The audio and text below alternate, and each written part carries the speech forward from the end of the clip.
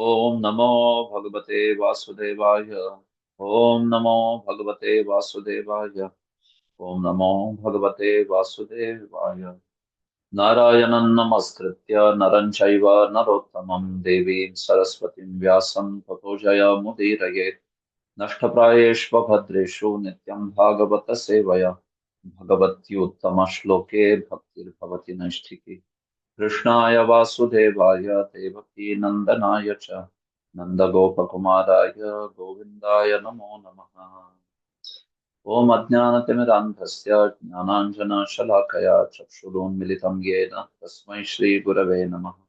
श्रीचैतन्यमनोभीष्टं स्थापितं येन भूतले सोऽयं रूप कदा मह्यं ददाति स्वपदान्तिकम्।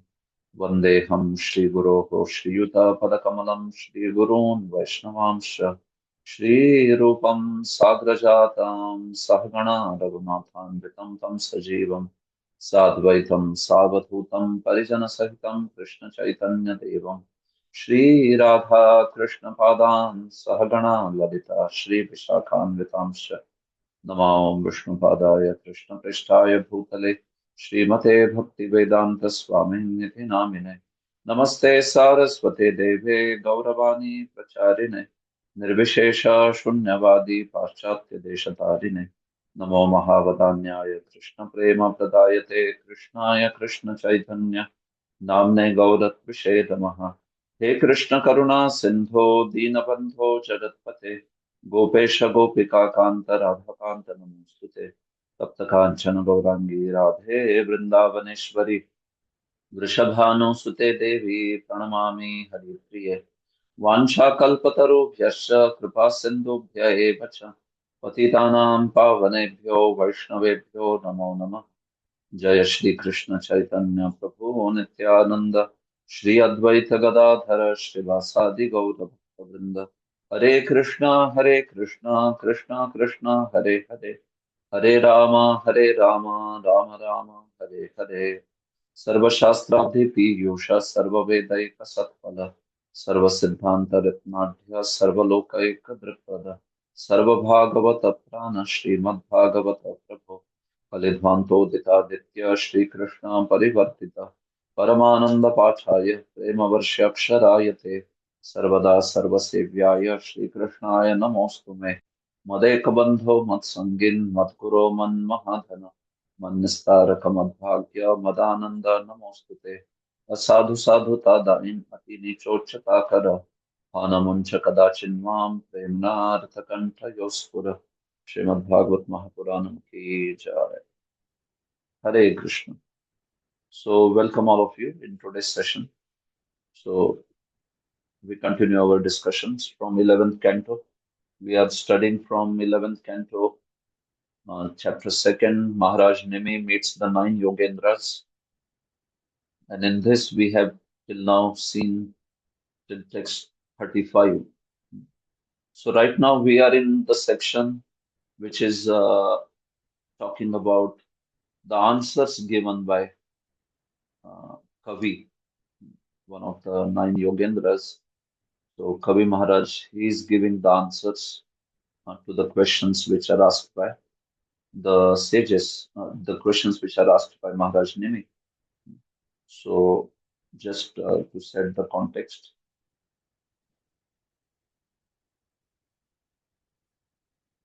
just give me a minute.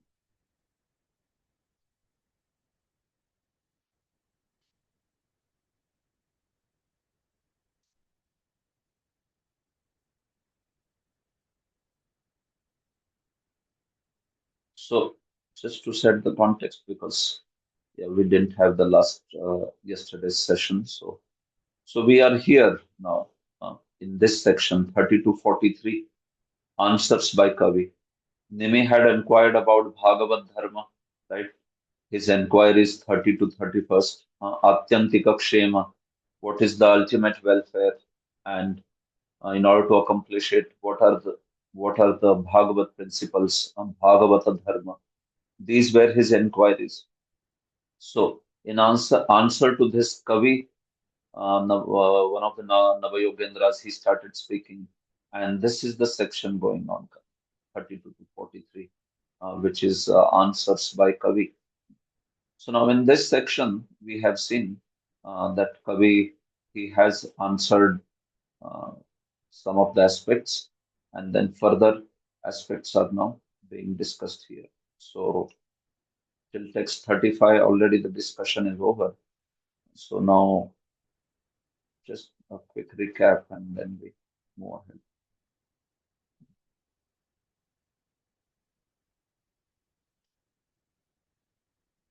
So when Sri Kavi began to speak, then he first spoke about how Achyutasya Nityam Padambujopasana, the constant worship of Lord Hari, Hari's lotus feet, Achyuta's lotus feet. That's the path which makes one completely free from all the fears, right?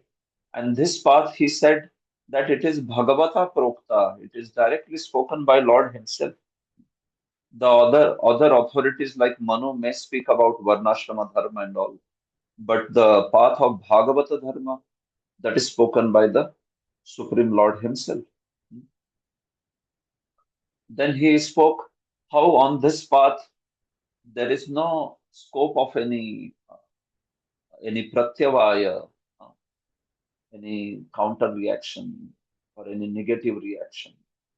And on this path, even the fruit is guaranteed, right? So we had elaborate discussion on this particular verse in the last session. And so going further today, he speaks about also how all the activities can be offered to the Supreme Lord, and this way they can become Bhagavad Dharma. So this is now text 36. So yes. कायेन वाचा मनसेन्द्रियैर्वा बुद्ध्यात्मना वा नुसृत स्वभावात् करोति यद्यत् सकलं परस्मै नारायणायेति समर्पयेत् तत्. All right. Translation. Yes, Ravindra Sachiputra Pro. You can read translation.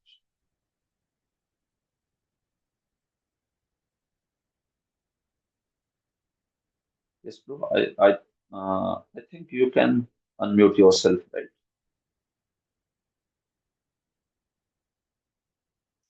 Okay.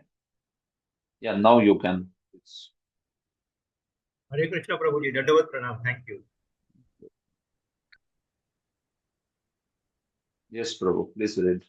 In accordance with the particular nature one has acquired in conditioned life, whatever one does with the body, words, mind, senses, intelligence, or purified consciousness, one should offer to the Supreme, thinking this is for the pleasure of Lord Narayan. Hare Krishna. Thank you, Prabhu. Yes.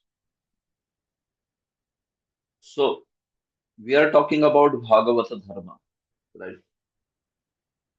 So now this verse is speaking about how one can offer all his activities unto the Supreme Lord. And then all the activities can take nature of the Bhagavad Dharma. So you can see Kayena Vacha Manasa Indriyairva Buddhya Atmana Va Manasrit Swabhavat. So whatever one does by his body, Kayena, or by his speech, by his mind, by his senses, or with the intelligence. Basically, Atmana va anusrit swabhava, which means that whatever is one's swabhava acquired by his prior activities, whatever is the psychophysical nature that one has acquired by his prior karma. Someone may have the nature of Brahmana, someone may have the nature of Kshatriya or Vaishya. So, whatever one has acquired, that nature, anusrit swabhava. So, by that nature, one is going to act, right? Karoti yad yad sakalam parasmai narayana. So, whatever one performs actions by his particular nature acquired. So one can offer those all those activities as Narayanaya Samarpayet. I offer these activities to Lord Narayana. uh, And in that way, these activities can become Bhagavat. Of course, now there is a distinction. You have to understand this verse in a proper sense. Whatever is being spoken here, is this exactly bhakti or is it something like bhakti? Is it being equated with bhakti, although pure bhakti has a different standard actually? So that's the discussion in this verse. So we will see this now. Okay.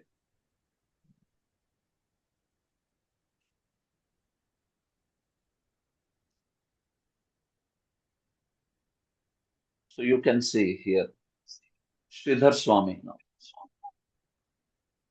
Sridhar Swami says, Nano kete bhagavata dharma ishvararpitani.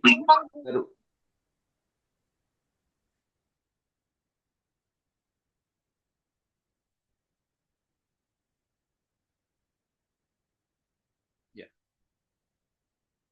See, Sridhar Swami is speaking. Nanu kete bhagavata dharma. Okay, well, what is that Bhagavat dharma?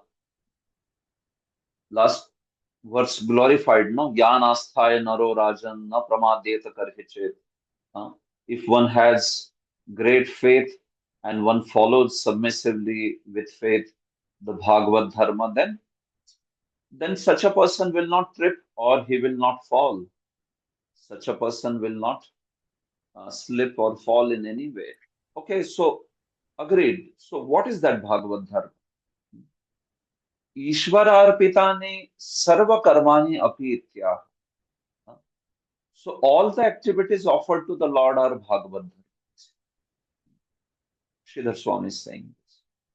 All the activities offered to the Lord are Bhagavad. So all the activities, does it mean all, literally all the activities? Yes, all the activities. uh, Performed by one's body, performed by mind, or by words, or like that. See, Atmana, Buddhyatmana va Anusrit Swabhavat is there, no? So that Atmana. Atmana means Chittena Ahankarena va. Atmana can mean by Chitta or by ego. Chitta is, just as Chitta is the contaminated consciousness, right? While Ahankar is that basic binding factor, Ahankar is the false ego. So, whatever nature one has developed by his prior activities because of the influence of this false ego, the Chitta, you can say the total subtle body, Antakaran. Uh, Antakaran is the subtle body, uh, and it has these impressions coming from our prior karma, right? So we develop a certain swabhava based on that karma. We are all born with a certain swabhava or nature, isn't it? Somebody may be more Brahminical, someone may be more Kshatriya kind of nature, someone may have Vaishya kind of nature, someone may have Shudra kind of nature. And that is okay. I mean, whatever one, based on our prior karma and activities, we have developed a certain nature. We are born with that nature. So, by that nature, we tend to perform certain activities, right? So, we can offer whatever those activities are there, we can offer them to the Supreme Lord. Uh, Of course, here one point is that it's not that one can offer some sinful activities also. That is obviously not acceptable.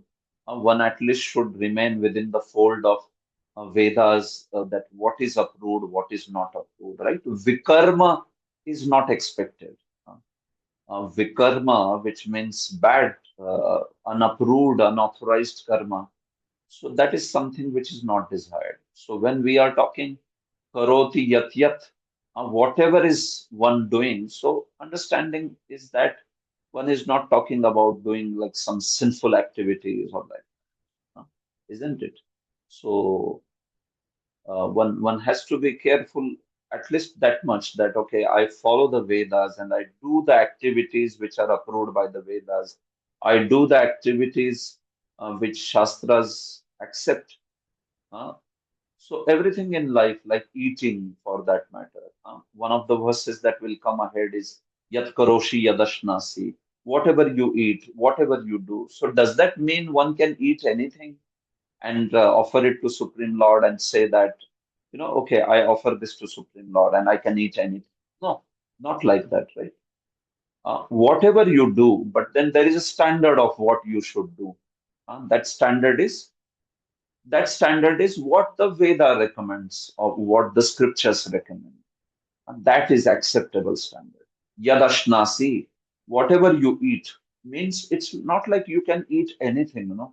You have to eat what is approved by the Shastra. So, so that understanding is like obviously implicit here. Uh, so, based on our nature, we may act in a certain way. A Kshatriya will have his own duties. A Vaishya will have his own duties. A Brahmana will have his own duties. Shudra will have his own duties. Right? So each one of us, whatever nature we have developed, based on that, if we are doing certain activities, those activities can also be offered to the Supreme Lord, Narayanaya, Samarpayet. So then those activities also, they are taking up a nature of Bhagavad Dharma. That's what he wants to say. Uh, Ayam arthaha na kevalam vidhitaha kritam eva iti niyamaha swabhavanusari laukikam api. Not only the activities which are Vaidika karma, the activities which are some activities like worship of demigods and all that, but also general activities like eating, like bathing, like evacuating, whatever, all those activities also. Everything can be offered to the Supreme Lord, meaning it can be offered for His pleasure. Exact meaning we will come. See, we are first understanding the basic meaning, but our acharyas like Vishwanath Chakravarti, Jiva Goswami have given quite a subtle meaning of this particular verse. Because this verse, uh, it is some kind of devotional service, but it is not exactly pure devotional service. The verse may appear to say like that, but it's not exactly pure devotional service also, this verse. So that's what is the gist here. And we are driving towards that gist step by step, like that. So, first and foremost, the verse is speaking about offering all activities. Like typically, there are two kinds of activities in a Vedic follower. There is Vaidika karma and there is Laukika karma. Uh, What is Vaidika karma? Vaidika karma is like performing those sacrifices, demigod worship, daily basis, right? Uh, Worship of the ancestor. So Pitru Yagya, home, yag, all these things are there typically in the life of a Vedic follower. So they would be known as Vaidika karma. And the activities such as, uh, whatever, all other activities like eating or maintaining our body by working, uh, earning our living, all the bodily other activities also, they will be called as laukika, and you could say conventional duties or worldly duties. So one is Vedika duties, which are like worship of all these things, and second is the Laukika duties, which is the worldly duties, and both should be offered to the Supreme Lord. This is what the verse is saying. Both should be offered. So now this is a significant point. This is showing that this verse is not talking about Nishkam Karma Yoga. This verse is not talking about Nishkam. See, now you have to understand concepts properly. sometimes devotees have a lot of misunderstanding with Nishkam Karma Yoga. So what happens when you offer all the activities to Krishna? Does it turn into bhakti? Uh, no, it does not turn into. So you have to understand how exactly the mood of bhakta is there compared to somebody who is a Nishkam Karma Yogi. This. So first and foremost, what is the difference between Nishkam Karma Yoga and Bhakti Yoga? In Nishkam Karma Yoga, the person's main focus is on doing Varnashrama duties. Huh? If a Brahmana is there, he will do his duties, Yajan, Yajan, Patan, Patan, all those 6 activities.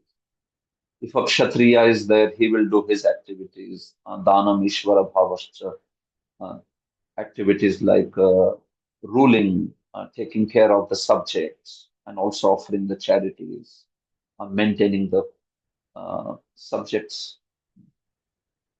Or if Vaishya, he has his Krishi Goraksha Vanijam, right?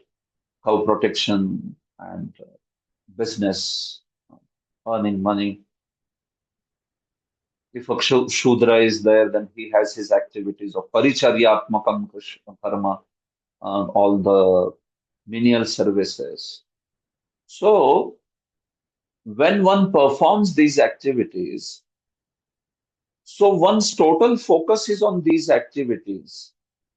And when these activities, at the end of the activity, they are offered to the Supreme Lord by saying whatever, Narayanaya Samarpayami or Krishnarpanamastu.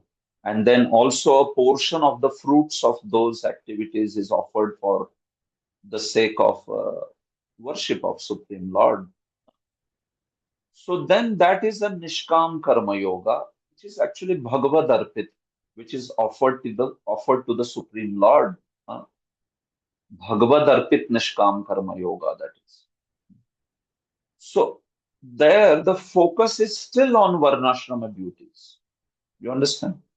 But what happens in bhakti is the focus is not on Varnashram duties, it is on Shravanam, Kirtanam, Vishnu Smaranam, Archanam, Vandanam, and all these 9 limbs. Huh?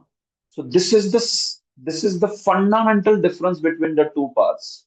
Nishkam Karma Yoga has its sadhana or its process as the Varnashrama duties, while bhakti has its focus or sadhana as the Navavidha bhakti process. Clear cut distinction this way. So that's why Nishkam Karma Yoga cannot be called as Bhakti Yoga. Even when you offer it to the Supreme Lord, it is not called Bhakti Yoga. It is still called Bhagavad Arpit Nishkam Karma Yoga, which Krishna is speaking primarily in the first 6 chapters of Bhagavad Gita. But Bhakti Yoga, he is speaking in the middle 6 chapters. You understand? So, in Nishkam Karma Yoga, that's the point. The point is there of, first and foremost, the Varnashrama duties, they remain in the prominence. They may do some sort of Shravanam Kirtanam, but it is not prominent. The prominence is of Varnashram duties only. This way. Second point. Second point is of identification. A Nishkam Karma Yogi identifies himself as Brahmana or Kshatriya or Vaishya or whatever he identifies himself. But a devotee identifies himself not as a Brahmana, not as a Vaishnava, or not as a Vaishya or Shudra, nothing. How does he identify himself? What does he identify himself with? Naham Vipro na Chanarapatir napi Vaishyo na Shudro Naham Varni na Chagrahapatir no Vanastho Yatirva Kintu Prodhyana Nikhila Paramananda Purnangatabdhe Gopi Bhartu Padakamalayor Dasa Dasa. See, this is devotee's identity. He identifies himself as a servant of Krishna. This is a very major difference. You don't identify yourself as a Brahmana or Kshatriya or Shudra. One may still have those activities in life. That is okay, but the identification itself matters, right? Uh, Nishkam Karma Yogi does not identify himself like this. Only when he performs Nishkam Karma Yoga and gets purified after a long time, when his Antakaran Shuddhi happens, then he starts identifying himself as the spirit soul. Uh, so that's not how he thinks about it in the beginning. Very late. Uh, and even on that stage, we see that the person still remains focused on Varnashram duties only. It's not like Bhakta who is focused on Shravanam Kirtanam, and other things are just supplementary to that Shravanam Kirtanam. Whatever supports your Shravanam Kirtanam is your duties, earning money, or whatever, all those. So, this is second point between Nishkam Karma Yoga and Bhakti Yoga, the identification itself, like that. So, and third thing, within Nishkam Karma Yoga, one only offers the Vaidika karma, one does not offer the Laukika karma. Huh? One only offers activities such as homa, yaga, performing, whatever sacrifices he performs, whatever worship of the devatas he does, whatever charity he does, such activities he offers to the Supreme Lord. Narayanaya samarpayami, Shri Krishnarpanamastu. But he is not going to offer activities such as bathing in the morning, snana, or all other bodily activities also, eating. Is he going to offer this for the Supreme Lord? So such activities by a Nishkam Karma Yogi, they are not offered to the Supreme. Laukika Karma is not offered, only Vaidika Karma is offered. While a devotee offers everything to the Supreme Lord, uh, he offers means what actually? Right in the beginning of the activity, he says that this is for Krishna's pleasure. I am doing this for Krishna's pleasure. That kind of attitude. Nishkam Karma Yoga, what they do, they first perform the activity and then in the end they say, well, this is for Krishna's pleasure or whatever. This is for, I offer this to the Supreme Lord. Uh, I identify myself as a Brahmana and then I perform this activity and in the end I offer it to the Supreme Lord by, mentally also expressing that way and also offering the chunk of that result for the pleasure of the Supreme Lord. So activities offered in the end in Nishkam Karma Yoga. In Bhakti, it is not offered in the end. It is offered right in the beginning. And the whole activity is done for the pleasure of Supreme Lord only. Huh? So even before doing the activity, one is conscious. Well, I am doing this for Krishna's pleasure. Huh? Let me do this for Krishna's pleasure. Krishna, whatever in the morning, bathing, getting ready, everything actually. This body is meant for Krishna's enjoyment, Krishna's service. So I offer this body, like whatever activities are there, I do so that this body can remain fit for Krishna's service. So this sort of thinking is right there in the beginning. Uh, this is a very important difference. Otherwise, one may think that Nishkam Karma Yoga is only Bhakti Yoga. It is not like that. Even when you offer the activities to the Supreme Lord, it is not like that. So you have to have this, one has to have this sankalpa right from beginning. The identification has to be right. And all activities have to be offered. Everything. Not just Laukika Karma, Vaidika, Laukika, both. Uh, Identification is of also, I am servant of Krishna. And activities right in the beginning they are offered to the Supreme Lord, then it is considered to be devotional service. Then it is of the nature of Bhagavata Dharma. Otherwise, it will just be something like Nishkam Karma Yoga or Bhagavad Arpit Nishkam. So this is the point. So when this verse is talking about offering all the activities, so understand that this offering is actually only what it is something like offering all these activities, if you want to exactly term it, it is karma mishra bhakti actually. Huh? Karma mishra bhakti. It is neither, this verse is neither speaking Nishkam Karma Yoga, nor it is speaking pure devotional service. It is somewhere in between. Because what is being told is you offer all the activities, right? Laukika as well as Vedic. So it is not Nishkam Karma Yoga. Clear? Isn't it?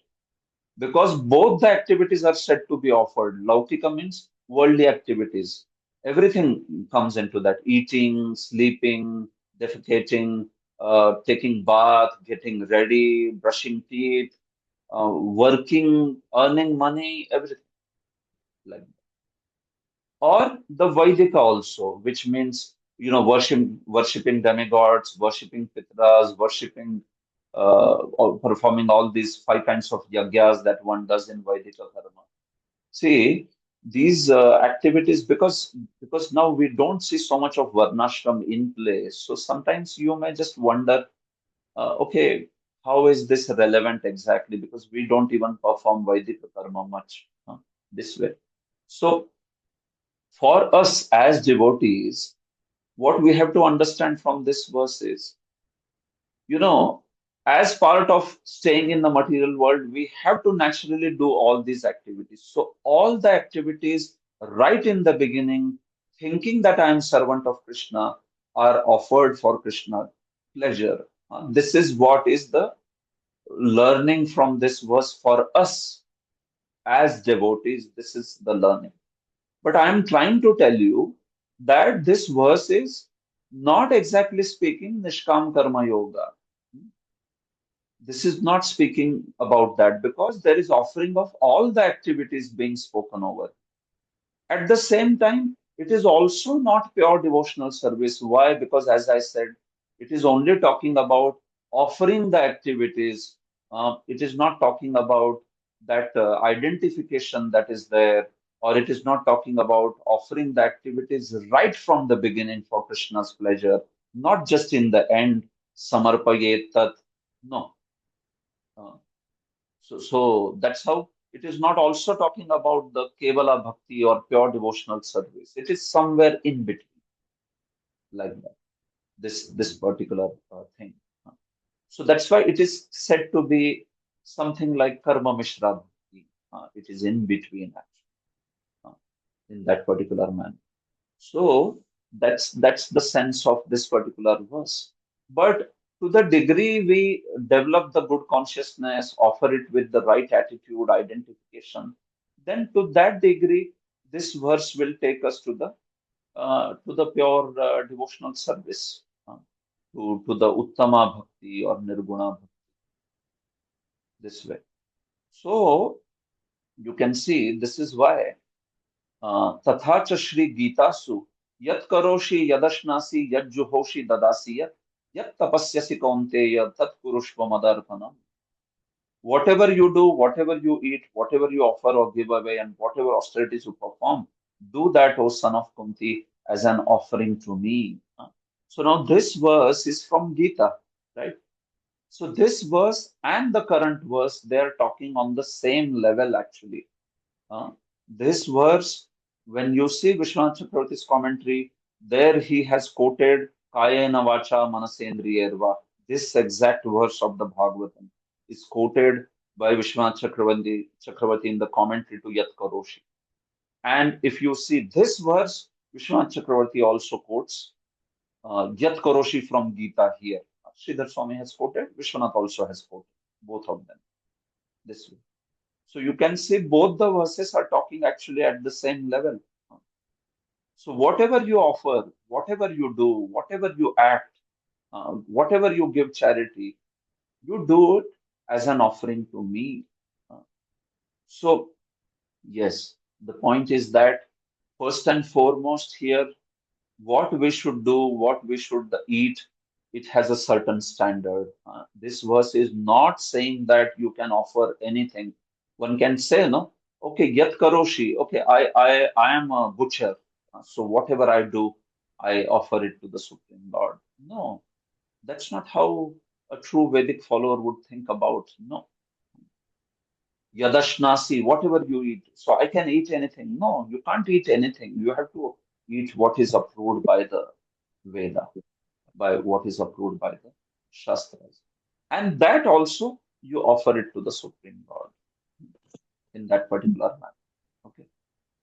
So when you do it, when you perform the activity and in the end offer it, so that would actually be called as that sort of thing is Nishkam Karma Yoga. But when you offer the activities right in the beginning, then it can be treated as bhakti. Then it can be treated as. So this is a very important difference. So Nishkam Karma Yoga and Bhakti Yoga in this way they are differentiated. Or if one objects the activities belong to the body and others and not to the soul. So whatever one does because of the projection on the soul by nature, such as Brahman. So Sridhar Swami says basically Anusrit Swabhavat. Uh, Anusrit Swabhavat means whatever we are identifying ourselves as Brahmana. So when we perform activities of a Brahmana, yes, all those activities because of Brahmana nature, you offer them to the Supreme Lord this way. All that should be offered to the Supreme Lord Narayana. If that is done, then all the activities will become Bhagavad Dharma. So Sridhar Swami is only focusing on the aspect of offering them to the Supreme Lord. But that offering also has to be done with a certain caliber. And what was that caliber? We talked about the caliber in terms of the identification. huh? Because even a Nishkam Karma Yogi offers activities to the Supreme Lord. But what is his identification? That's what our acharyas have highlighted. So the object or the personality to whom you offer the activities is fine, that is Narayana. But what is your identification? What is your process? Do you remember right from the beginning that, well, everything is actually for Narayana's pleasure? Or is it that you identify, no, I'm a Brahmana, I do this. And in the end, I say that, okay, this I offer to this. So depending on that, whether it is Nishkam Karma Yoga or whether it is actually the activities of bhakti will be decided this way. So you understand? Nishkam Karma Yoga versus Bhakti Yoga. Nishkam Karma Yoga, the focus is on Varnashrama. Bhakti Yoga, the focus is on Shravanam Kirtanam. Nishkam Karma Yoga only offers Vaidika activities. Bhakti Yoga offers all the activities. Nishkam Karma Yoga has the identification of that particular Varnashram Dharma. Bhakti has the identification of Krishna as my master. I am the Dasosmi, Dasabhuto Harereva, na Anyasya Kadacham. We are the servants of Lord. That's it, of no one else. Meaning, in connection to Hari, we are everyone's servant. But otherwise, Hari is that. Lord Hari Krishna is the master. That way. So, in this particular manner. So that's why this verse is telling to do the offering, but with a certain caliber, with a certain identification. Then it will take us to the pure bhakti. So, meaning what? Even when you have such consciousness and such activities where you are offering all these activities for the pleasure of Lord Narayana, still it is some level below the pure devotional service. It's a very high standard. So, what I'm going to do is I will explain to you the concept of what is called as Sakshat Bhakti, uh, what is called as Swarupa Siddha Bhakti. At the text 39, I will explain because it has a certain set of verses. It's a complete topic. So I will explain to you at the text 39. There are three kinds of bhakti. There is Swarupa Siddha Bhakti, there is Sangha Siddha Bhakti, and there is Aropa Siddha Bhakti. So this verse is speaking on the level of Aropa Siddha actually.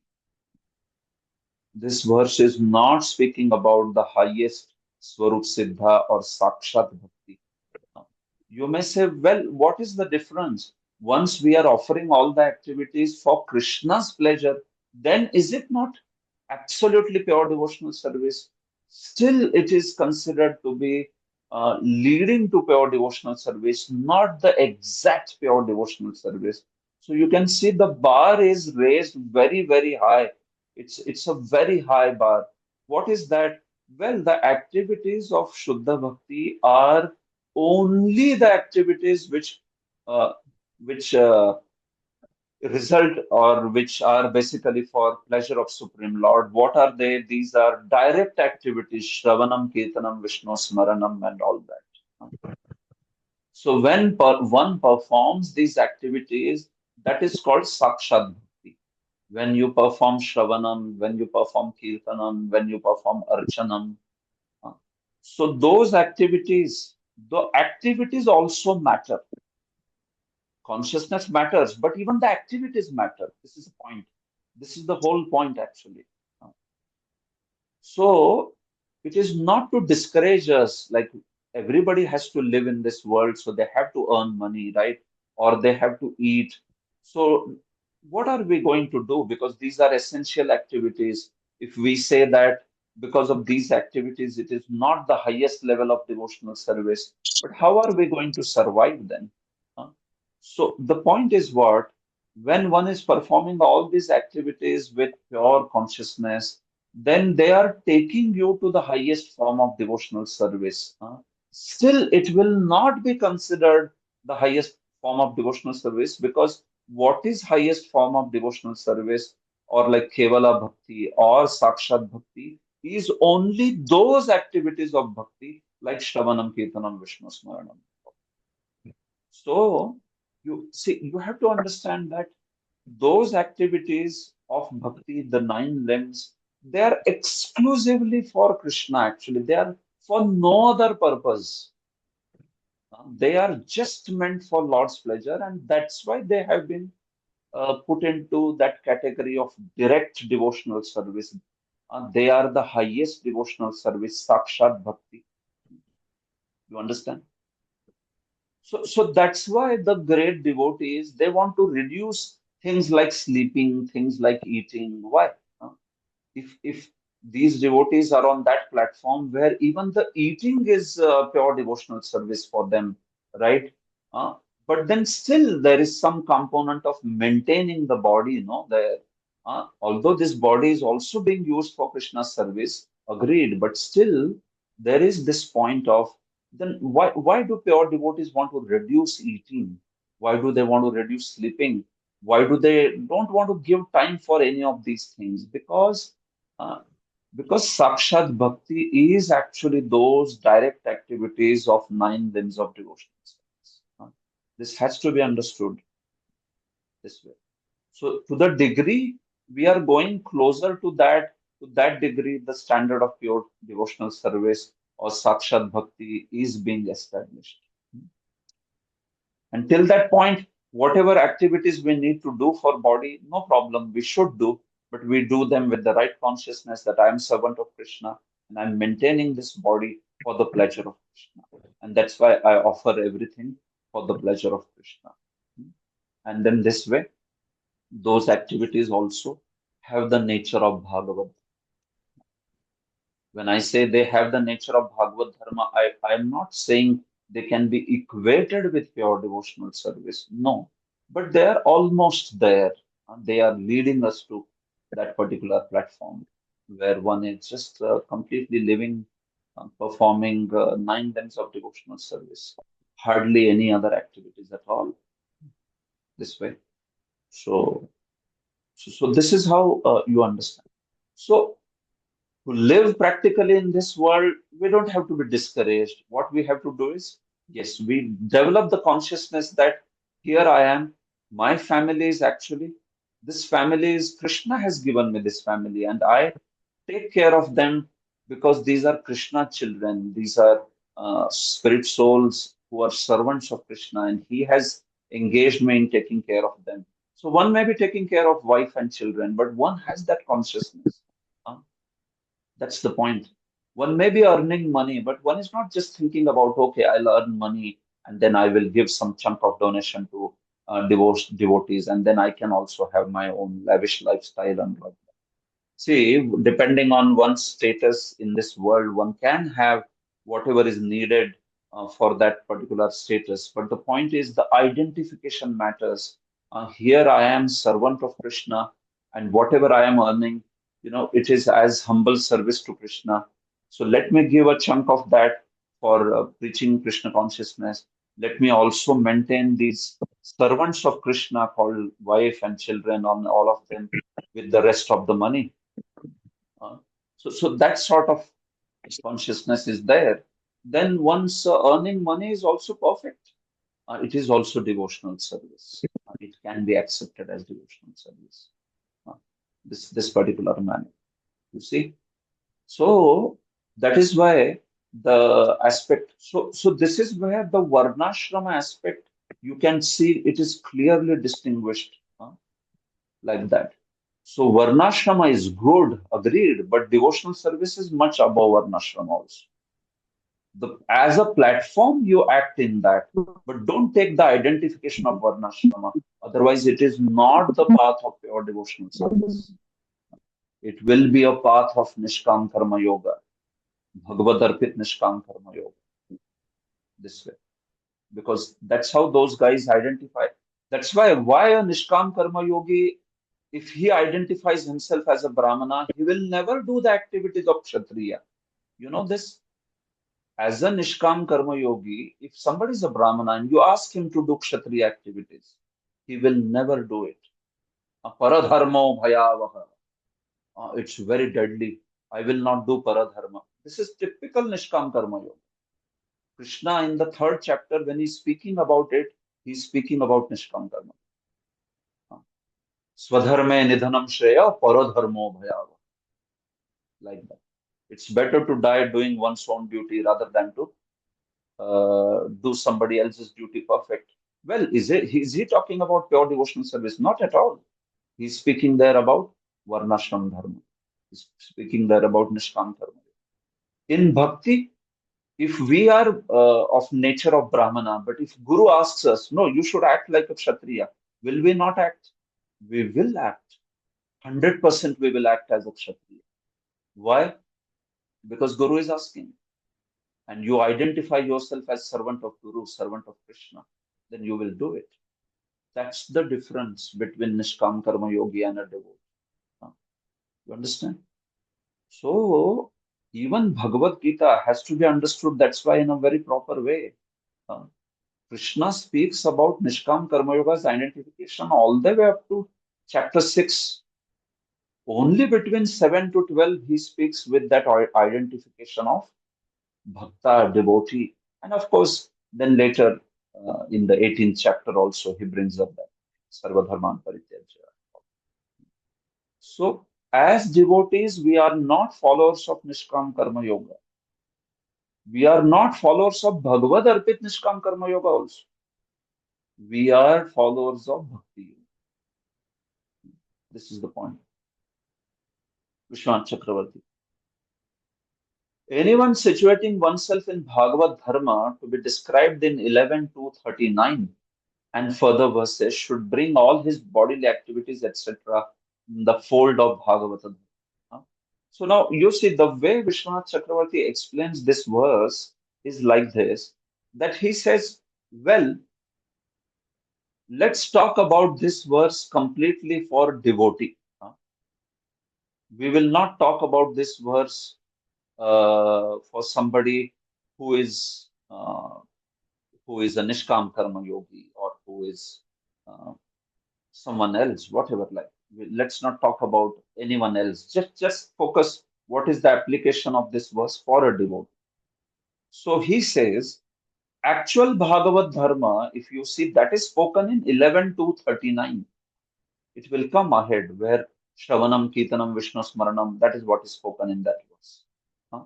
So Vishwanath Chakravarti is saying that actual Bhagavad Dharma, if you want to hear, that is spoken in 11 to 39. But the point is, such a devotee who wants to follow Bhagavad Dharma, what should he do? he should bring all his bodily activities in the fold of Bhagavad Dharma.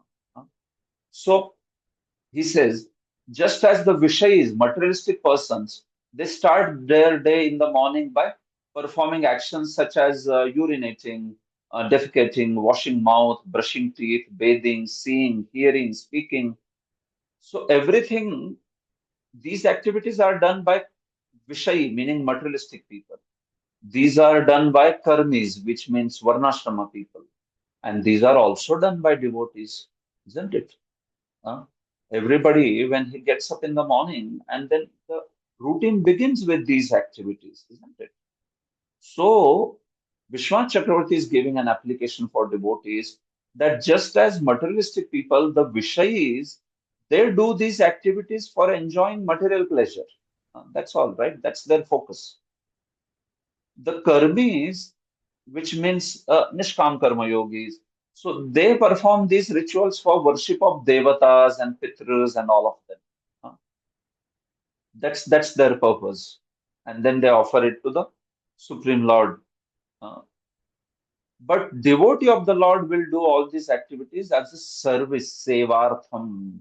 So you see, he is giving that distinguishing characteristic of a devotee. Uh, Materialistic will do all these activities just for what? Like, okay, he wants to enjoy. When he's bathing, he wants to enjoy. When he's eating, he wants to enjoy. Whatever activities, basically. Even the Shravanam Kirtanam, right? A materialistic person, he will hear what activities which give pleasure.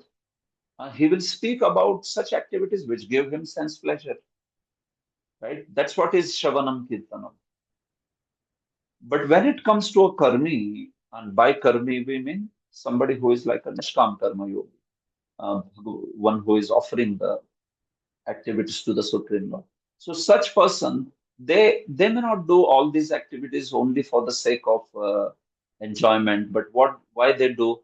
They do all these activities also for worship of the devatas, pitras, and all that, right? Within the Varnashrama, there is a lot of activities like Nitya Karma is there. Every day, one has to get up early in the morning and then chant, take bath, be ready, then worship Devatas, worship Pitaras. Then he also should chant Sandhya Vandanam prayers. Then such a person should give charity, worship do that worship of Pancha Mahayajna daily. So this is a routine, Nitya Karma. Uh, Similarly, Naimittika karma is there. There are some occasional duties like Shraddha karma is there, and samskaras. There Naimittika karma, right? So many samskaras. There also Naimittika karma, uh, and then there is Kamya karma. One wants to take up some particular fulfillment of desire. Then one wants to do some particular yajna, like one wants to attain heaven, then they do Jyotishhoma sacrifices. So that's the Kamya karma. So Nitya karma, Naimittika karma, Kamya karma, these duties are there within a typical Varnashrama person. Now we are in Kali Yuga, so most of these things are lost. But then these are there. And why does a karmi do that? Why a karma yogi does that?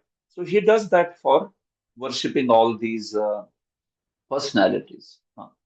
If he's a Nishkam Karma Yogi, he wants to worship all these personalities and then also offer it to the Supreme Lord.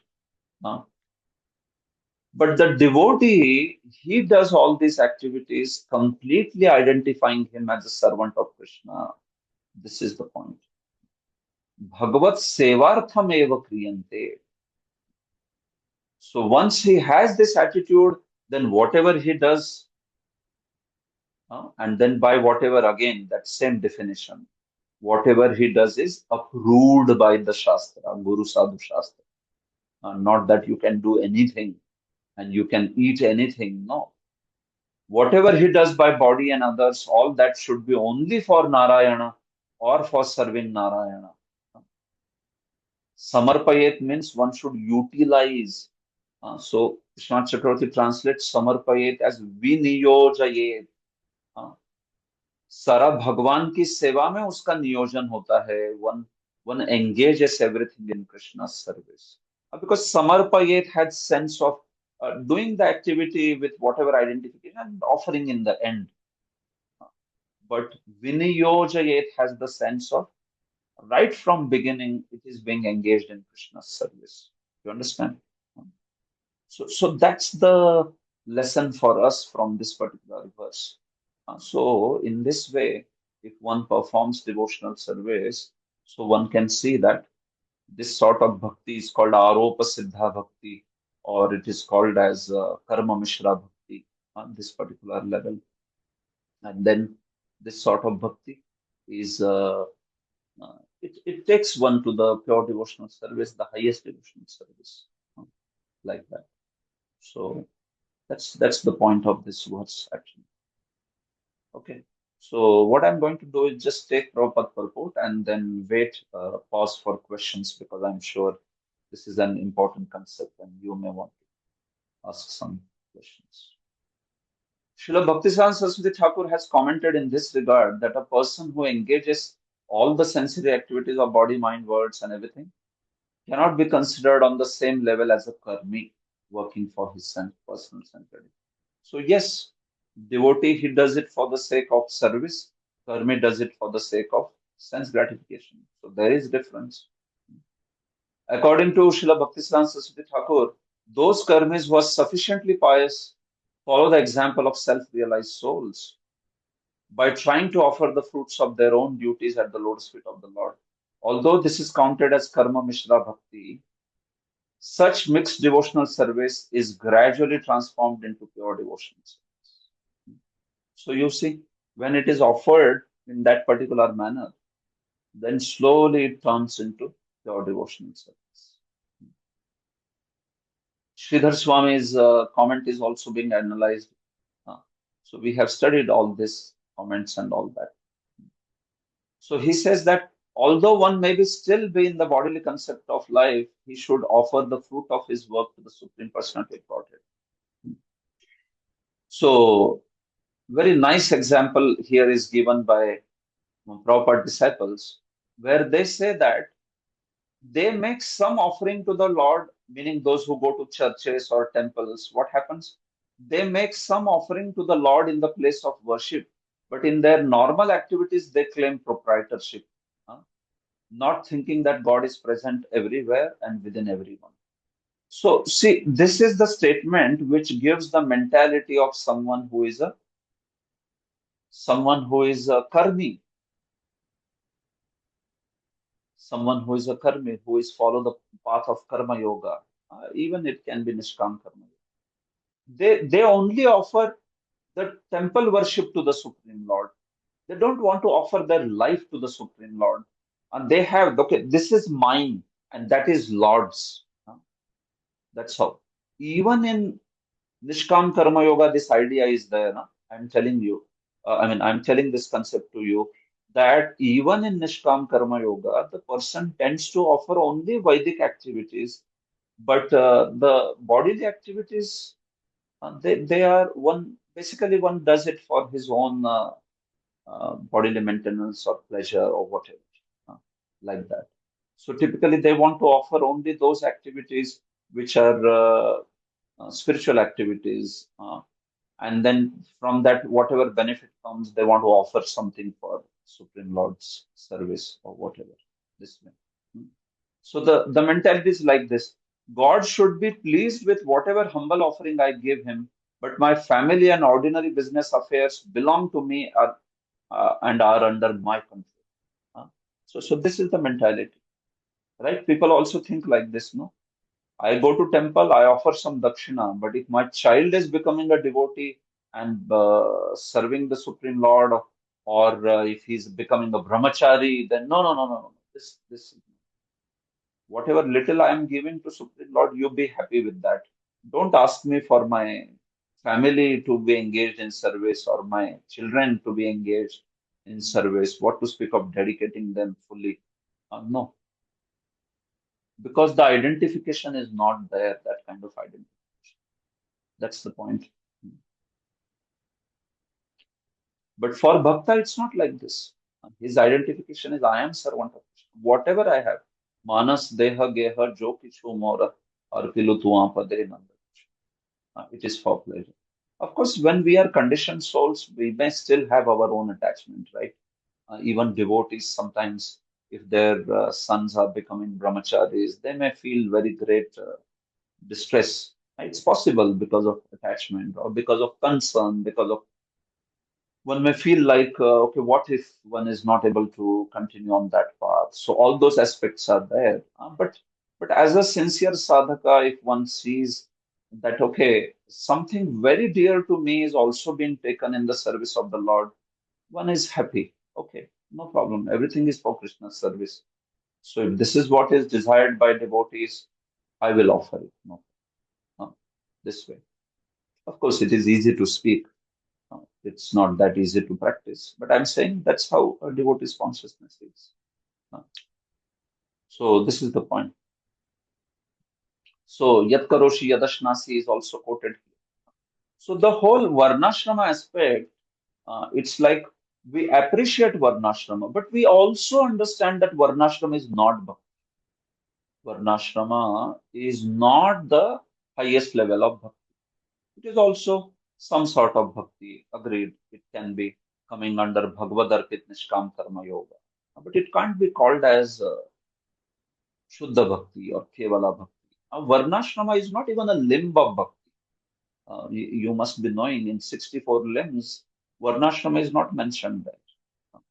So, my point is the importance of Varnashram is there, but you understand its importance in in an appropriate manner. It should not be disproportionately seen. Otherwise, we will lose the clarity of Siddhanta that our Sampradaya has provided. Uh, Otherwise, we will just be like any other Sampradaya which equate Varnashrama with pure devotional service. And Mahaprabhu had problem with that, isn't it? Uh, where he did not want that the pure devotional service is equated with Varnashrama like that. So this is the point. So a lot also depends on what is one's adhikar, what is one's caliber, and depending on that, you could engage a person. But once somebody takes up initiation, once somebody comes into the fold of devotional service, know that one may be still acting as a Kshatriya or as a Vaishya, but what is the focus in one's life is Shravanam, Kirtanam, Vishnu Smaranam. Then we will be followers of Bhakti. Otherwise, we might be practicing something like Nishkam Karma Yoga in the name of Bhakti. So this should be understood. That's why I am harping on this particular verse and its understanding so much. Okay, all right.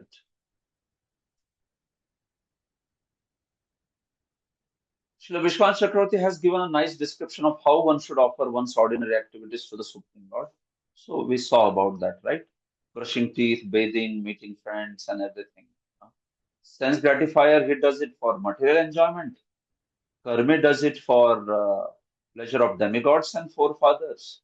And a devotee does it for Krishna's pleasure, considering everything of this is as pure devotional service or as bhakti or meant for Krishna's pleasure.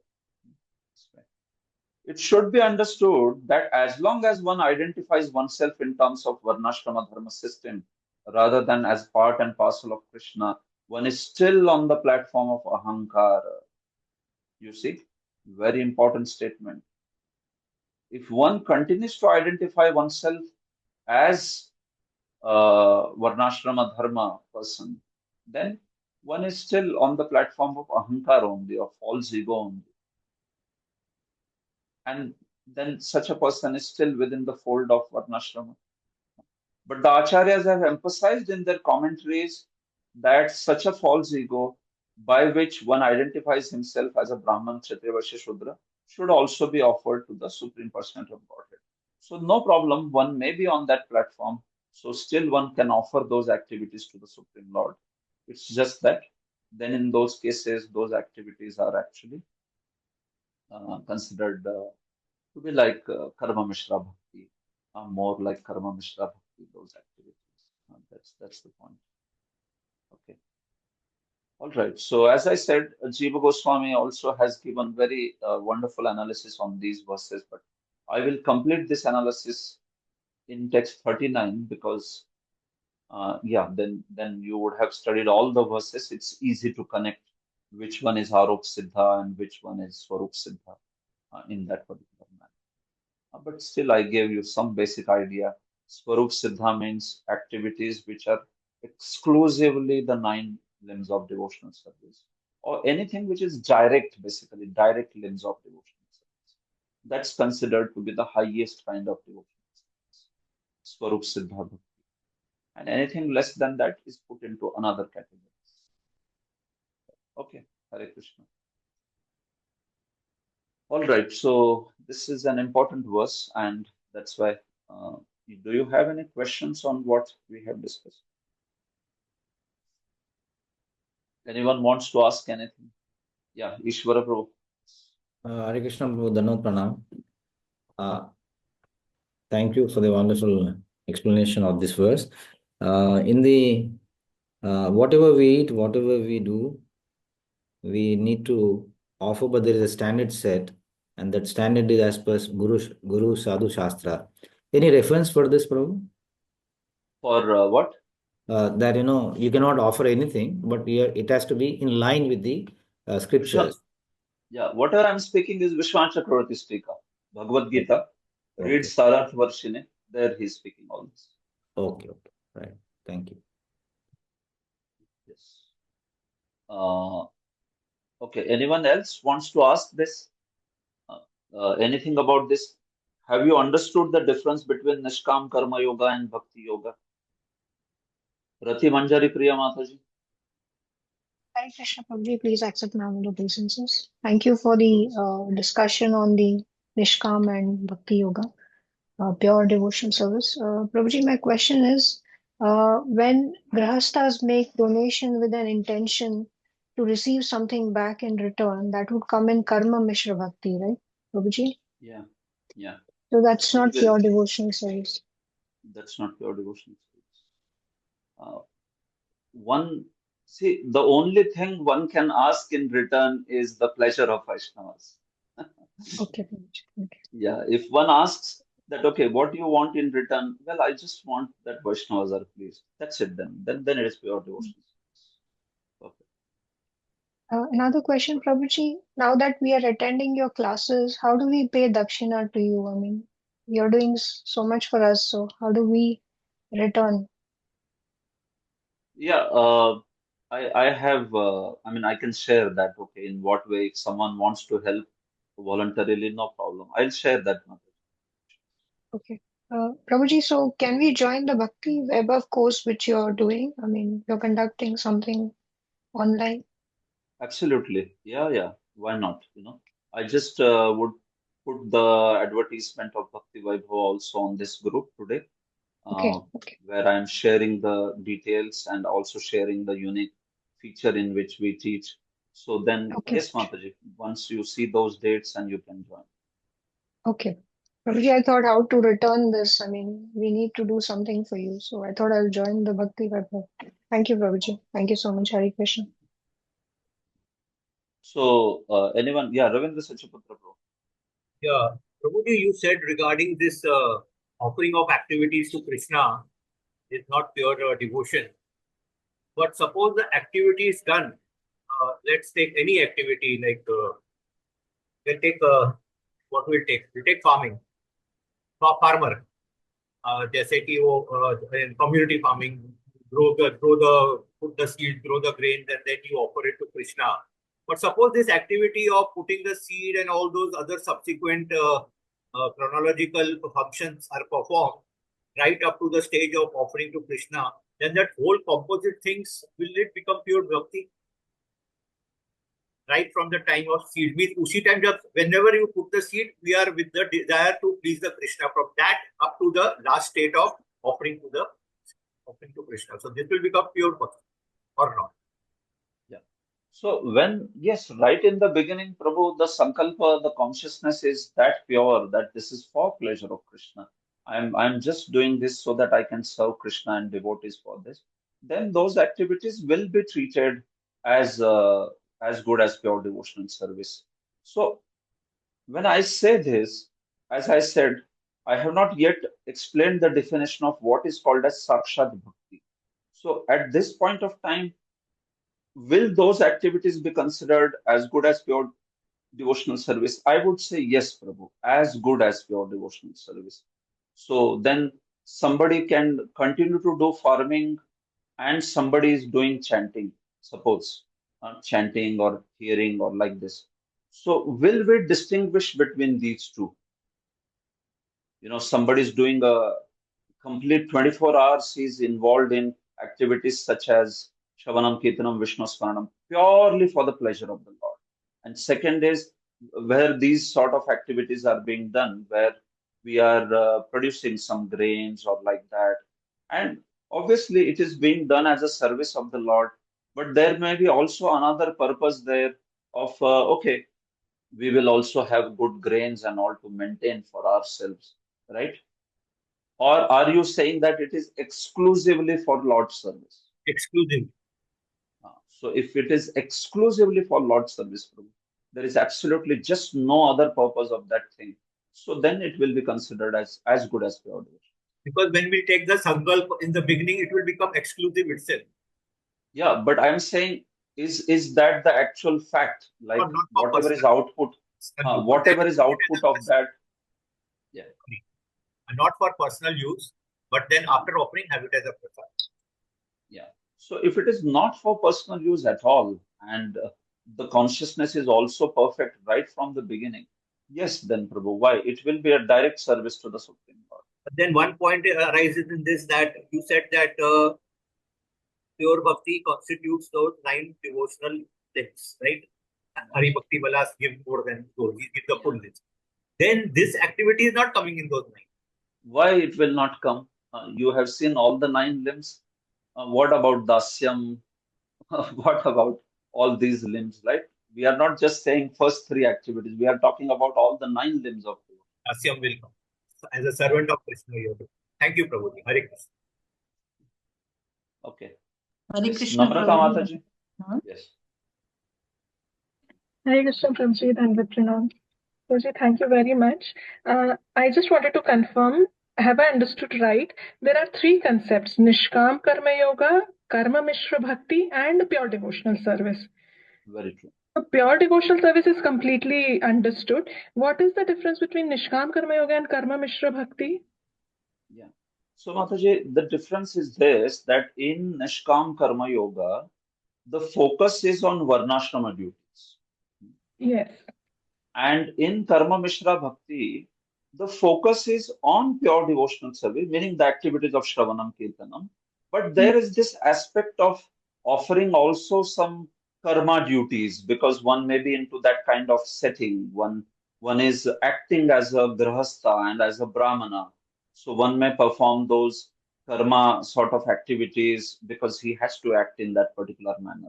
So then that will become Karma Mishra Bhakti. So the essential difference is, in one place, the Shravanam Kirtanam is prominent and there is some mixing of karma, while in other place, it's all karma prominent and there is some Okay. offering of bhakti being done there. This way. Okay, completely understood. So now Nishkam Karma Yoga is also like put aside.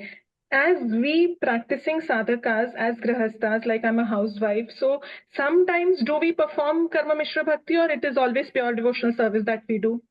No. So that's what, like in Jiva Goswami in Bhakti Sandarbh says that as grahastas, yes, they are allowed to perform some karma mishra aspect.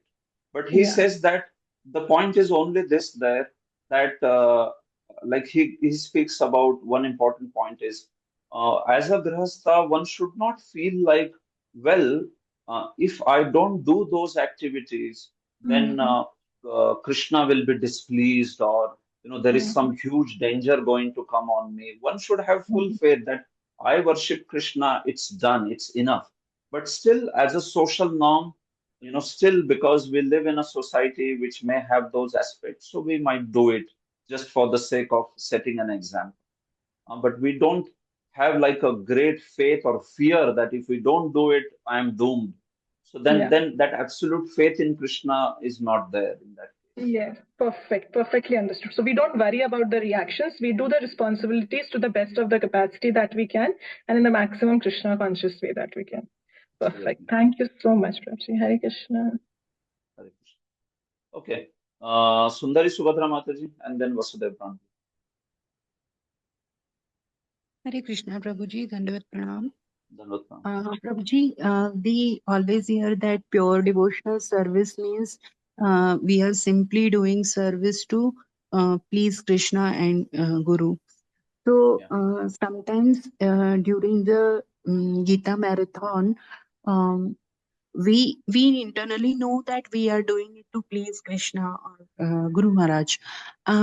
But when we deal with people, we sometimes try to, as per the situation or as per that person, we sometimes try to make them do the service, monetary service, by asking them that, okay, it's good for your family also, you will get the blessings. I mean, I have done that at point because seeing person is a good person, but he's not understanding the philosophy. So sometimes we tell, okay, fine, you if you are doing this, it will be good for your family also. So is it a good thing? And if it is good, like, but how we correlate it with pure devotional service? Because ultimately we are telling them that it will give you some benefit.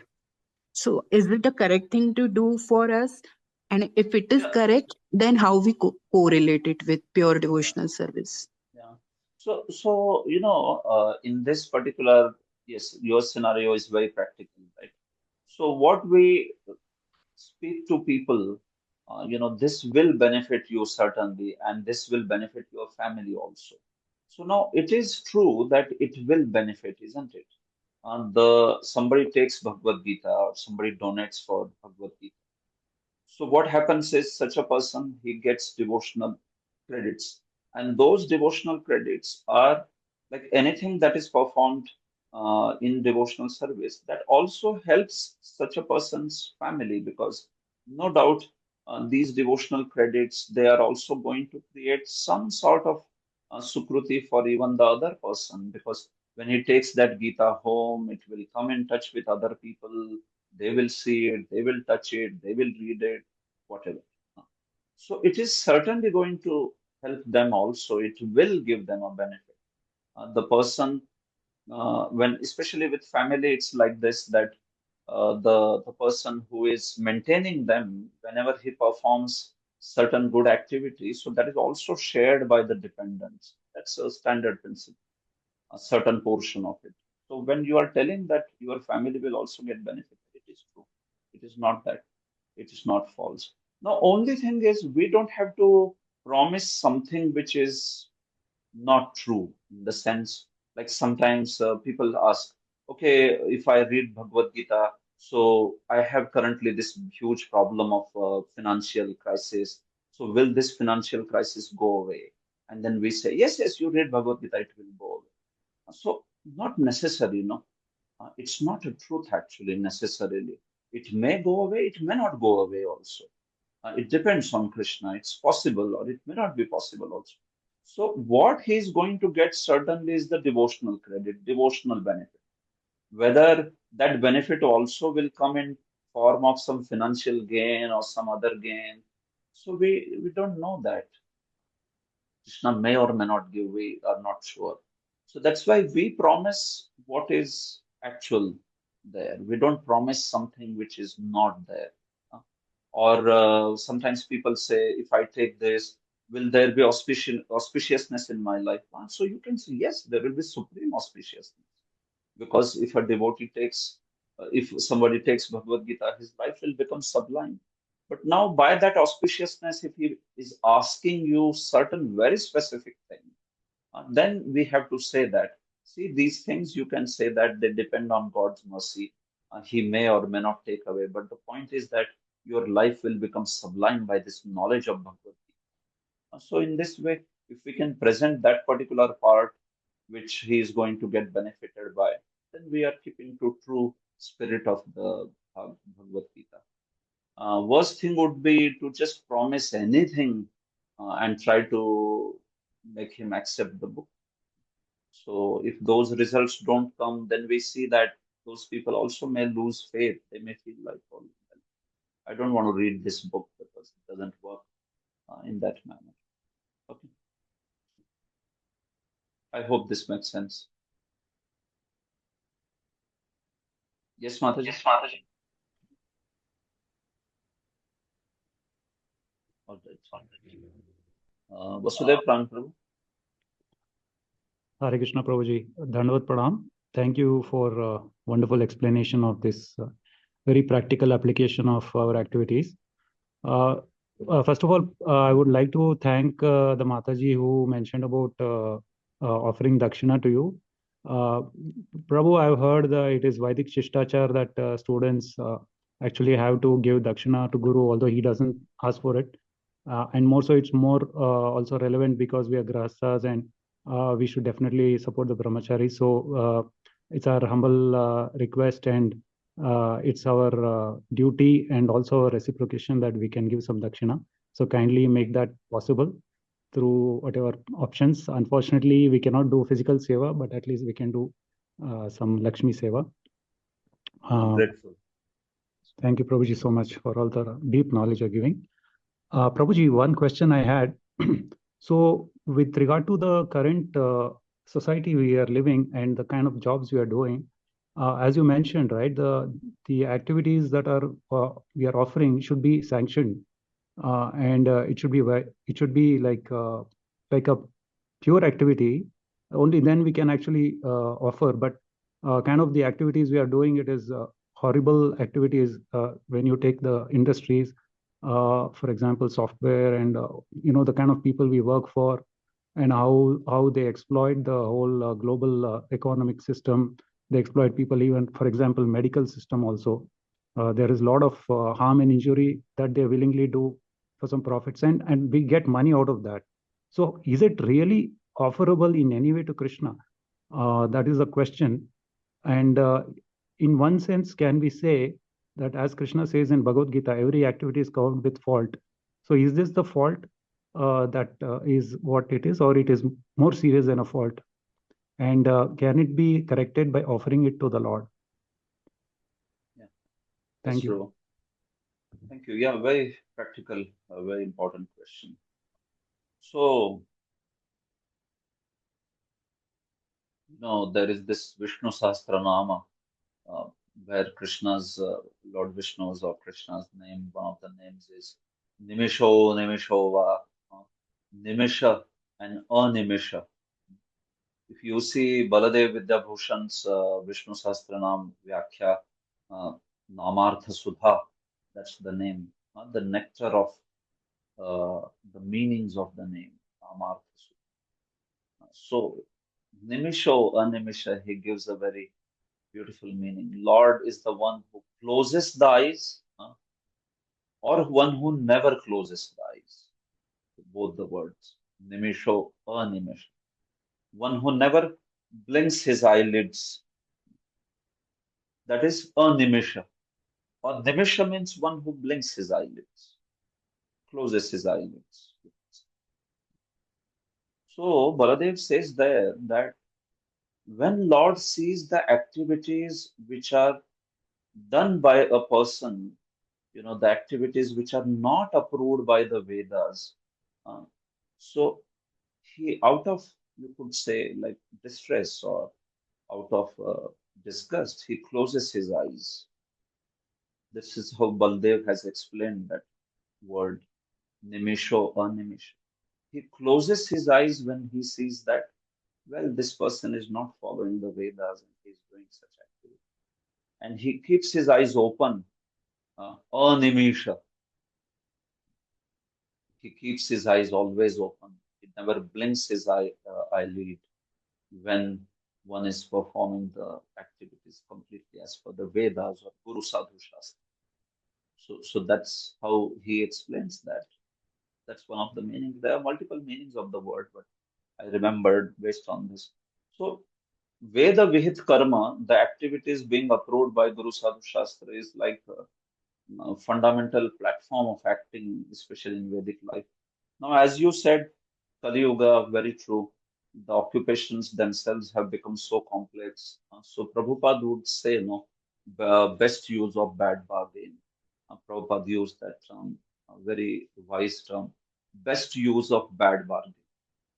So in today's day and time, what can be done? I mean, if we want to maintain ourselves with those Vedic occupations, probably most of us would be not able to earn to maintain a living, or it may be the case that, uh, yeah, one will not be able to survive in today's inflation and all that. So it is indeed very difficult. So at least as far as possible, one tries to stay away from something which is blatantly sinful, something which is out and out sinful thing. Uh, and then this also I understand would be like sometimes very difficult. I remember in my work life when uh, 12 years back, I was working for some time before becoming a brahmachari. And then one of the projects needed to work for a client, which was a food industry in US. So that project was for this food industry. And what is that food? That is actually all, it was a slaughterhouse industry. So at that point of time, I really remember I was also in this. And then it was an important project, very huge MNC from US. So, so then finally, I had to take a call where I said I cannot work on this project because of, I mean, I had that boss who would understand such things, and I said because of my religious affiliations, I cannot work on this because this is outrightly being used for that purpose. And then it went little back and forth, and finally, then he allowed me. Okay, he said, you work on some other less profitable project, but he allowed me to work. So sometimes it is not easy also, Prabhu. Sometimes it is very difficult. They may not, it may come to make or break. Your job will be there, or you should quit the job, or let it be anything else also. So what I would say is, yes, Prabhu, best use of bad bargain. That's the complexity of Kali Yuga. So that's why Prabhupada would say that, by chanting Hare Krishna, by taking to this process, you know, all these things, these particular doshas, or much more than that, the faults, the sins, they will be extirpated, they will be uh, liquidated. This is not the attitude with which we do, otherwise it will become an offense. Namno baladhyasya papa. But in a very humble way, we pray to Krishna that, because of this complexity of Kali Yuga and all, if my occupation, I'm saying this for everyone, like, for all. I mean, this is general situation in Kali Yuga. Somewhere or other, it might be supporting sometimes something which is sinful. So we can pray to Krishna that I'm trying to just serve you, but these doshas will be there. So please forgive me and accept this as service to you, in the sense that whatever is pure component of that we are trying to serve. So that's when we chant Hare Krishna. See, so this is what Krishna says, no? When he says, Sarva dharman parityajya mamekam sharanam vraja aham tvam sarva papebhyo mokshisham. So Krishna is saying, I will free you from all the sins, because these are the sins, no doubt. And there will be sins, right? All sort of sins, especially all the more in Kali Yuga. The verse is applicable in all the yugas, but the point is, all the more in Kali Yuga, when you surrender unto Krishna, then all these things are absolved this way. It's just that the attitude is not like that. Otherwise, it will become a nama, right? Attitude is not like that. Okay, so I chant Hare Krishna. So anyway, all sins are taken away. So two things, bro, practically. As much as possible, one wants to stay out of a blatant, out and out, arrant, sinful occupation. And secondly, even then, one follows bhakti process with a great spirit and great attitude of surrender, so that uh, all those faults are taken away. This in this particular manner, and then we can see that It's possible. Survey that particular all the efforts are always marked with some kind of dosha. So even in prior ages, you speak about Pancha Mahayajna, because there are Pancha Mahasunas, and there are five great sins, because of which there were five great sacrifices also. So these sins, especially, are activities which are inevitable when you want to lead as a grahastha householder in this world. So certain sins, like when you light up the fire, or when you do cooking, when you use the pestle those days, mortar and pestle. So certain sins are inevitable, Prabhu, and for that they used to recommend these five Mahayagyas, Pancha Mahayagya. So now the same concept in Kali Yuga is there, that okay, in Kali Yuga there is all the more sin. So instead of Pancha Mahayagya, there is the Sankirtan Yajna, especially as Vaishnavas we perform that particular aspect, and then it will take care of all our activities. So this much we can try to see what we are doing. We get approved it from Guru Sadhu Shastra, and we try to follow to that extent. So depends on individual situations and all that, but I understand that's the principle. Thank you, Makes sense, Prabhuji. Prabhu? Thank you for the wisdom. Hare Krishna. Murali Mukund, Prabhu? Hare Krishna. Am I audible, Prabhu? Yeah. Yes. Hare Krishna. Thank you very much for both the verse explanation and the practicality of it. Prabhu, my small this query was this Nishkam Karma Yogi, what is the extent of his Nishkam? Like we saw that after he offers, after he does the activity, and then he offers some portion to Lord, and there is his Nishkam, or everything actually after he performs everything he offers. So that is because then that subtle difference between Sakam and Nishkam. That's what I was. Yeah. See, the difference between Sakam and Nishkam is one is attached to the fruits of action, Prabhu. So the point is that in Sakam Karma Yoga, or as we know as Karma Kand, so that path, the result is completely desired for the sake of one's own enjoyment, completely. So it has that sense of, well, Sankalpa itself is like that. Why do I want to perform Putra Kameshti?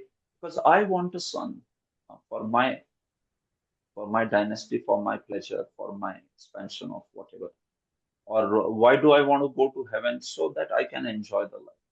Now, when it comes to Nishkam Karma Yoga, the Sankalp itself is, okay, why do you perform this particular activity? Well, I perform because this is my duty. This I perform not with so much desire to enjoy for my own sake, but the point is that this I perform as a duty. He starts cultivating the aspect that this is all for the sake of offering to the Supreme Lord. So then that becomes Bhagavad Arpit Nishkam Karma Yoga. It's my duty. I have to live in this world, so I need these things, but I don't want to be attached to these things. These are all for the offering to the Supreme Lord as my duty. But then when he says that, so certain result comes. It's not that such a person can offer everything for the Supreme Lord. Then how is he going to survive? How is he going to utilize those gains if everything is being given away? So certain, depending on various paths, certain portions of take something like earning money, or like, so that particular thing is there. So a certain portion would be given away, and rest of the portion is used for his own purpose. This way. So the activities of Sakam Karma Yogi and Nishkam Karma Yogi may be similar also. It's just that one is cultivating that detachment and another one is not cultivating that. So, like Bhakta is also there, right? So, similarly, Bhakta also, when he is performing something, so he also wants to utilize those gains for something for family, something for worship of the Supreme Lord. So, those portions, depending on how Guru is instructing him, he may do that. Similarly, Nishkam Karma Yogi also. he may utilize. Some smart Smriti Shastras give some proportion. They have to make 6 shares, and out of 6 shares, so then 1/6 goes here, 1/6 goes there, something like that. Maybe I can check about that. But the point is, the main thing is whether one is desiring to get rid of that material desire, that I want this for my pleasure. No. He starts cultivating detachment. I do it as a duty. This must be done, so I do it. And then with that attitude, slowly, the person comes at a point where he will just not have any material desire only. So at that point, he stops all kamya karma. He will not perform any kamya karma. He will not try to perform those sacrifices by which he can get fulfillment of desire. Finished. It stopped. After that, only nitya naimittik he may do. Kamya karma he does not do. Initially, sakam and nishkam both do kamya karmas, but the attitude is what matters. You get it, Prabhu? Yes, Prabhu. So when he's in his, so I can say that in his matured state, he may continue his nitya and naimit. He will leave his kama karma basically.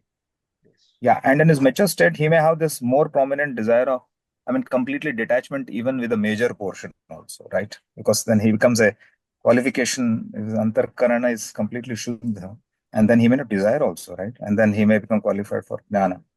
Am I right? Jnana. Yeah, very true. That's how it is. But if he just, like you are mentioning, if he continues to perform that aspect as Bhagavad Arpit, then his destination can change, right? He doesn't have to take a path of jnana. Am I right? Yes. If somebody performs Bhagavad Arpit Nishkam Karma Yoga, such a person, then usually such a person will not go to, his destination will be different, because such a person, Bhagavad Arpit Nishkam Karma Yogi, eventually comes to the path of Jnana Mishra Bhakti actually. Exactly. Or Karma Mishra Bhakti. So he comes into the fold of those Pradhani Bhuta Bhaktis instead Exactly. of going on the usual path of Brahman. Yes, that's right. Yes. So Yes, Nishkam Karma Yoga, plain Nishkam Karma Yoga will lead you to Brahman, but Bhagavad Arpit will lead you to Karma or Jnana Mishra kind of bhakti. Yes. Well, it is more appropriate to be Jnana Mishra, right? Than Karma Mishra.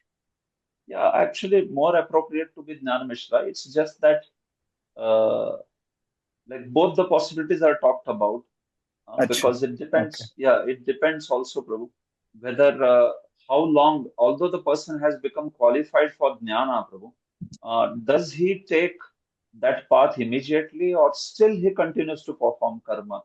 That will decide whether somebody becomes Karma Mishra Bhakta or Jnana Mishra Bhakta. Yes, Like yes. sometimes it is like this, no? Antakaran is Shuddha, but still suppose somebody is told that, no, you still perform the karma so that you can set a good example.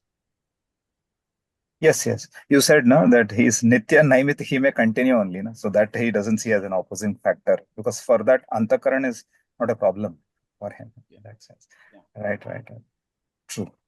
This is yes, true. This is very clear. Thank you very much. Thank Yes, you. Jyoti Mataji, you have a question? Or no? Okay, I just thought that you have a question. No problem. Yeah. No problem. So these are like very prominent verses, and we are just completing one verse in one session. So some of you may be wondering what is going to happen with the course. Let's see as and when it goes. Some verses, as I said, might need a lot of elaboration, no? So I'm trying to do my best. If we need some more sessions, all right, we will do it with some more sessions. For now, I think these two were major verses in this section. And later, if I can speed up, then I will speed up also. But wherever there are a lot of concepts and the clarity of bhakti, then I would take time. Okay. So, yeah. Hare Krishna Prabhuji, Dandavat Pranam. Can I please ask something? Yes, please ask. Prabhuji, what is the ray of hope for, grahasthas like us? When will we reach that platform of pure devotional service? Well, whether grahastha, whether brahmachari, sannyasi, Mataji, it's all about the intensity, the longing. One who has a great longing, such a person will advance very nicely. So, see, in bhakti, no, the ashramas, they don't so much matter. Other paths like jnana or yoga, you have to be in a certain ashrama to make. Ashrama means grahastha or brahmachari or sannyasi. In other paths like jnana or yoga, these matter a lot because if you are not in a particular ashrama, then you are not allowed to practice that path. Like jnana, you have to be a sannyasi to practice jnana. Or yoga also, you have to give up house. As far as bhakti is concerned, these criteria are not there. So bhakti is like equally available. A grahastha may make more advancement than even a sannyasi or a brahmachari. Depends on the longing. So when we start following Vaidhi Bhakti, what takes us to Raganuga is the longing, is that intense desire to attain Krishna, intense desire to become pure. So what is our hope? Well, our hope is we pray intensely to Krishna. We pray to the Vaishnavas, we pray to Guru, and ask them that please bestow upon me pure devotional service. I wish to have this, although I am not qualified, but I long for this. So when we ask like this, beseech, and also show it through our efforts, whatever opportunity we have for bhakti in terms of chanting, in terms of hearing, we do it with first class quality. See, Krishna will see what are you doing with whatever is available, the time, the resources. What you do with that will decide how Krishna is going to give you further opportunities, right? So we might feel like, okay, we want to be attaining pure devotional service, but if we are not utilizing our time properly, we don't chant properly, we don't utilize devotee association, we don't read Shastra, we don't hear. So then Krishna will say, well, you're telling me, but you're not showing me through your actions.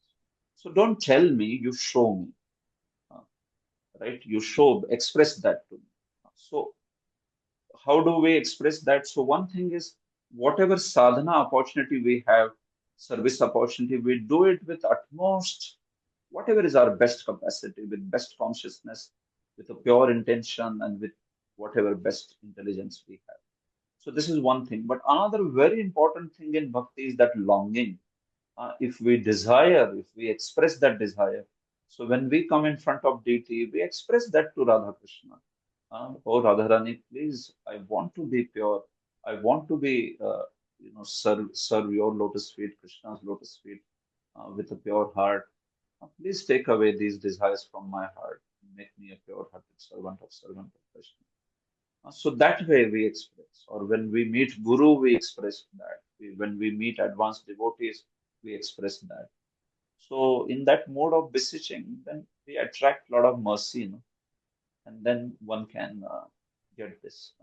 Of course, it's a matter of what you can say, beseeching and making an honest entreaty. What can we do more? So these two tracks are there. One is we desire intensely, and second is we also show that through whatever time and energy resources we have, we express it to Krishna.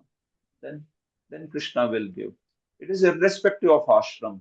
Someone may be a grahastha, but maybe such intense and very sincere devotee. Someone may be a brahmachari, but may not be that serious, maybe a little bit casual. It's possible, I'm saying. Or it could be the other way around also. Anything is possible. But yeah, this is the attitude. So one moves from Vaidhi to Raganuga with that longing. So that longing has to be expressed through prayers, through service, through whatever we have. Okay. Thank you so much, Prabhuji. Thank you. Hare Krishna. Thank you all very much. Ishwar Prabhu, you have something before we call off? Yeah, Prabhu, one last thing. As per Vishwanath Chakravarti Thakur's commentary, we have to offer all our activities completely, identifying ourselves as a servant to Krishna. Now, even the ordinary activities that we do, like, it has been mentioned there in the slide, urinating, defecating, and all that. So actually, we are trying to clean ourselves at that time. So should we also be, having a consciousness or thinking in the mind that, yeah, this is, I'm doing it so that I'm clean, and then therefore I offer it to myself, my body, clean body to the Lord. Is that kind of a consciousness we need to have? Yeah. That is only the thing, no? Samarpayet, he says, viniyojayet, right? One should utilize this body only for the service of the. So, okay, when we are doing even cleaning and such things, so you can say, yeah, this body is temple of the Lord, so I'm cleaning it so that I can invite the Lord. But when we are chanting, it's like inviting the Lord. So I'm cleaning this body so that I can invite the Lord in my life. Or you could say this body is like a means by which I'm serving Krishna. So it's an instrument. So I'm cleaning the instrument, maintaining it properly. So that kind of thing. So, bro, it's like an organic thing, isn't it? So after some time, the consciousness will be like very natural in that way, isn't it? Sometimes one may feel like, okay, how to be conscious when we are doing these activities and all that. It appears very difficult that, okay, we are focused on the activity, many times we may not be focused so much. So one of the good ways, what I see is that's why the prayers are there, no? So, like in the beginning, we offer some prayer before we do any activity. And then in the end, also, we offer the prayer that let this be for Krishna's pleasure. In the beginning, also, let this be for Krishna's pleasure. So, in the morning, when we are doing these activities and all, there are certain mantras also. If you want, they are there, quoted by Vishwanath Chakravarti and all that, which are chanted. These are there. But even otherwise, a basic prayer in English or Hindi also. That yes, my Lord, this is actually a means to serve you. This is an instrument of your service. So I'm just trying to keep it clean for your pleasure. And this body is actually for your service. So that kind of consciousness, if one says that prayer aloud or in mind, or one does not say the prayer but has that consciousness, that's all. That's all is being expected over there. That is it. Yeah, thank you, Prabhu. Nice. Thank you so much. Yeah. Okay, Murli Mukund, bro. Sorry, Prabhu. That time I wanted to ask, but I forgot it. So, Prabhu, this verse, as Vishwanath Chakravarti also, Thakur says, and you are mentioning that it is neither Nishkam Karma Yoga, it is neither Shuddha Bhakti, it is somewhere between, it is mixed devotional service. But I remember, please correct me if I am right or wrong, that what I remember is there again, Vishwanath Chakravarti Thakur says, even among the mixed of Karma Mishra and Jnana Mishra, this is something like Karma and Jnana Mishra, or it is somewhere even about them. Because the Karma aspect, as you rightly mentioned, Vedic Karma. So, but here, anything, Yat Karoji others. Similarly with this verse. Whereas with Jnana, because Krishna is very clear. He is not like Brahman, he is in that aspect, you see, of that. So it is somewhere higher than even this Mishras, right? Somewhere in between Mishras of this both and Shuddha Bhakti. Am I right? Is it? Yeah, I did not go into that technicality because, Prabhu, I thought that it might confuse the people. See, exact term he has used is Nishkam Karma Jnana Mishra Bhakti. Exactly. Yeah, that's the term he has used. Nishkam Karma Jnana Mishra Bhakti. What is this verse talking about? Yat Karoshi Yadashnasi, he says, Nishkam Karma Jnana Mishra Bhakti. So it is Nishkam Karma, that aspect is there. But as I said, within Nishkam Karma, only Vaidika is offered, Laukika is not offered. But this verse is talking about Laukika also. So that's why it is not only Nishkam Karma, but Jnana also. Because within the process of Jnana also, Prabhu, this offering of the activities, it is actually all the activities. This concept will come in Sandarbhas, the aspect of Arup Siddha. I will explain there. Why he just does not say that this is Karma Mishra Bhakti, but Karma Jnana Mishra Bhakti. So there I will explain this. But you can say this is the point here, that it is the mixed devotional service only, no doubt. It's just that it is not exactly Karma Mishra also. It also has this aspect of Karma and Jnana Mishra. Both the aspects are there. Yeah. So it is in between, no doubt. It is in between Bhagavad Arpit Nishkam Karma Yoga and Kevala Bhakti. It is in between. So now that in between is actually mixture of karma and jnana both. It's not just karma, it's not just jnana, Yeah. it's both the aspects. So once you can check Vishwanath Mhm. Chakravarti's commentary also, you can find out the explanation.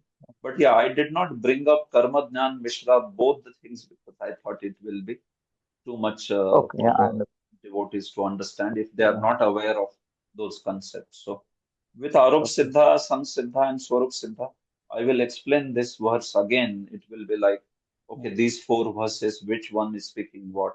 So that time Okay. probably we can bring Yes, this. yes, sure.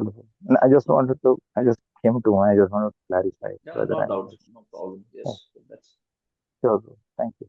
Thank you. okay. Hare Krishna. Granthra Srimad Bhagavatam ki jai, Srila Prabhupada. Thank you very much. Thank you, Prabhuji.